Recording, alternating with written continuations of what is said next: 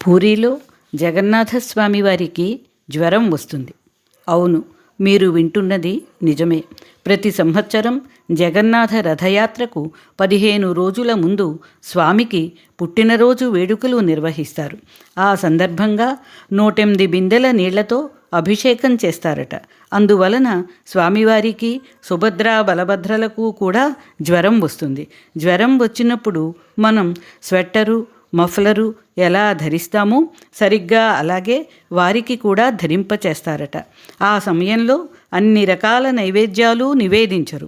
ఆయుర్వేద వైద్యుల సలహాలు తీసుకుంటూ వారు చెప్పిన ఆహారాన్ని మాత్రమే నైవేద్యంగా సమర్పిస్తారు. ఆ సమయంలో దర్శనాలు నిలిపివేసి రథయాత్రకు ముందు రోజు దర్శనం ఏర్పాటు చేస్తారు. ఆ మర్నాడు నుంచి రథయాత్ర ప్రారంభమవుతుంది. అదేమిటి, సాక్షాత్తు జగన్నాటక సూత్రధారికి జ్వరం రావడమేమిటి, వింతగా ఉంది అనుకుంటున్నారా? దీనికి సంబంధించి మూల కథ ఒకటి ఉంది. దాని గురించి ఇప్పుడు మనం తెలుసుకుందాం. పూరీ క్షేత్రానికి దగ్గర ఓ గ్రామంలో మాధవదాసు అనే వ్యాపారి ఉండేవాడు. ఇతను ధర్మబద్ధంగా, నీతిబద్ధంగా జీవిస్తూ తృప్తిగా ఉండేవాడు. కాలక్రమేణా పిల్లలకు పెళ్ళిళ్ళు చేసి వారిని జీవితంలో స్థిరీకరించాడు. కొంతకాలానికి భార్య గతించింది. ఏ బాధలు బాధ్యతలు లేని మాధవదాసు పూరీకి వచ్చి దేవుని ధ్యానంలో గడుపుతూ జగన్నాథ ఆలయంలోనే ఉండిపోవాలి అనుకున్నాడు. అలాగే ఆలయానికి వచ్చాడు. అర్చకులు అతనిని బిచ్చగాడిగా భావించి ఆలయంలోనికి రానివ్వలేదు. ఆలయ ప్రాంగణంలోనే కూర్చుని స్వామి ధ్యానంలోనే రోజులు గడుపుతున్న మాధవదాసు 4 రోజుల తరువాత సొమ్మసిల్లి పడిపోయాడు. ఎవరూ అతనిని పట్టించుకోలేదు. ఆ రాత్రి జగన్నాథుడు, రుక్మిణి, మనకు పెట్టిన ఈ నైవేద్యాన్ని నీరసంగా పడి ఉన్న నా భక్తుడికి పెట్టు అని అమ్మను ఆదేశించాడు. అమ్మ స్వామివారి ఆజ్ఞను పాటించింది. అమ్మ పెట్టిన నైవేద్యం తిని ఆ బంగారు గిన్నెను ఆ పక్కనే పెట్టి మళ్ళీ పడుకుండిపోయాడు మాధవదాసు. మర్నాడు తలుపులు తెరిచిన అర్చకులకు బంగారు నైవేద్య పాత్ర కనిపించలేదు. పాత్ర కోసం వెతుకుతూ మాధవదాసు వద్దకు వచ్చారు. మాధవదాసు జగన్నాథ నామాన్ని జపించుకుంటున్నాడు. ఆయన పక్కన నైవేద్య పాత్ర అర్చకులకు కనిపించింది. మాధవదాసును దొంగగా భావించిన అర్చకులు అతనిని కర్రలతో కొట్టారు. కోపం తగ్గిన తరువాత నైవేద్య పాత్రను తీసుకుని గుడిలోనికి వెళ్ళిన అర్చకులకు స్వామివారి ఒంటి నిండా దెబ్బలు కనిపించాయి. వెంటనే తమ తప్పు తెలుసుకొని బయటకు వచ్చి మాధవదాసును క్షమించమని అడిగారు. మాధవదాసును సగౌరవంగా గుడిలోనికి తీసుకొని వచ్చారు. అప్పుడు చూస్తే స్వామివారి ఒంటి మీద దెబ్బలు మాయమయ్యాయి. అప్పటి నుంచి మాధవదాసు నిత్యము స్వామివారిని దర్శించుకుంటూ స్వామి నామాన్ని ధ్యానించుకుంటూ ప్రశాంతంగా జీవితాన్ని గడుపుతున్నాడు.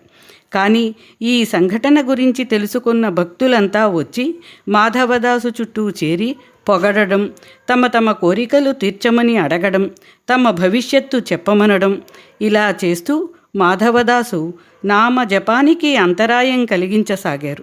వీరందరి వలన తనకు భక్తిభావం దూరమై అహంకారం ప్రబలిపోతుందేమోనని భయపడిన మాధవదాసు అక్కడి నుంచి వెళ్ళిపోవాలని ప్రయాణమయ్యాడు. జగన్నాథుడు ఒక బాలుని రూపంలో కనిపించి, మాధవ, నువ్వు ఎక్కడికి వెళ్ళకు, ఇక్కడే ఉండు అన్నాడు. మాధవదాసు తన మనసులోని భయాన్ని విప్పి చెప్పాడు. అయితే నన్ను కూడా నీ వెంట తీసుకుని వెళ్ళు అన్నాడు బాలుడు. తండ్రి, నీవు జగన్నాథుడవు. నీకు కావలసిన భోగాలు నేను సమకూర్చలేను. కనీసం సమయానికి ఆహారం కూడా అందివ్వలేను అన్నాడు.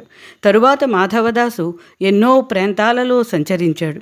ఒక ఊరికి చేరి కనిపించిన ఇంటి ముందు ఆగి భిక్ష అడిగాడు. ఆ గృహిణి సాదరంగా లోనికి ఆహ్వానించి అతిథి మర్యాదలు చేసి 2 ఆకులలో అన్నీ వడ్డించి భోజనం చేయమని కోరింది. 2వ ఆకు ఆ ఇంటి యజమాని కోసం అని భావించిన మాధవదాసు అతని రాక కోసం చూస్తున్నాడు. మీతో పాటు ఈ చిన్నపిల్లాడిని కూడా వెంట తెచ్చుకున్నారు. ఈ పసివాడు ఆకలికి ఆగలేడు కదా, మొదలుపెట్టండి స్వామి అన్నది ఆ గృహిణి. మాధవదాసుకి జగన్నాథుడు బాలుని రూపంలో తన వెంటనే వస్తున్నాడన్న నిజం అర్థమయ్యింది. భోజనం పూర్తి చేసి బయలుదేరిపోయాడు. మరో గ్రామం చేరేసరికి మాధవదాసుకి విపరీతమైన జ్వరం వచ్చి స్పృహ తప్పాడు. స్పృహ వచ్చి చూసుకునేసరికి ఓ ఇంటిలో మంచం మీద పడుకుని ఉన్నాడు. పక్కనే ఓ బాలుడు అతనికి సపరిచర్యలు చేస్తున్నాడు. వద్దన్నా వినకుండా నా వెంటబడి ఈ సేవలు చేయడం ఎందుకు? నీ చేత సేవలు చేయించుకోవటానికి నాకు చాలా సిగ్గుగా బాధగా ఉంది స్వామి అంటూ వాపోయాడు. నీ కర్మఫలం 15 రోజులు అనుభవించవలసి ఉంది. అప్పుడు నువ్వు మోక్షం పొందడానికి అర్హుడివి అవుతావు. అంతవరకు నేను సేవలు చేస్తాను. తప్పదు. నీ భక్తికి నేను వసుడిని అయ్యాను అన్నాడు ఆ బాలుడు. నా స్థితిని తప్పించగల సమర్థుడివి అయి ఉండి కూడా ఇలా సేవలు చేయడం ఏమిటి అని మాధవదాసు ఏడ్చాడు. సరే, నీ కర్మఫలాన్ని అనుభవించకుండా నేను తప్పించి నీకు మోక్షాన్ని ప్రసాదిస్తాను.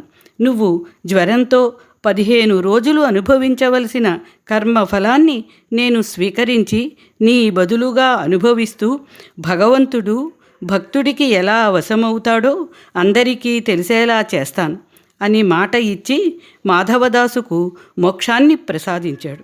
ఇలా తన భక్తుడైన మాధవదాసు జ్వరంతో అనుభవించవలసిన 15 రోజుల కర్మఫలాన్ని జగన్నాథుడు ప్రతి సంవత్సరంలో 15 రోజులు అనుభవిస్తాడు. అందుకే స్వామివారికి జ్వరం వస్తుంది. పచ్చపు వంటలు నివేదనగా తింటారు. ఇది ఆ జగన్నాథుడి జ్వరానికి సంబంధించిన మూల కథ.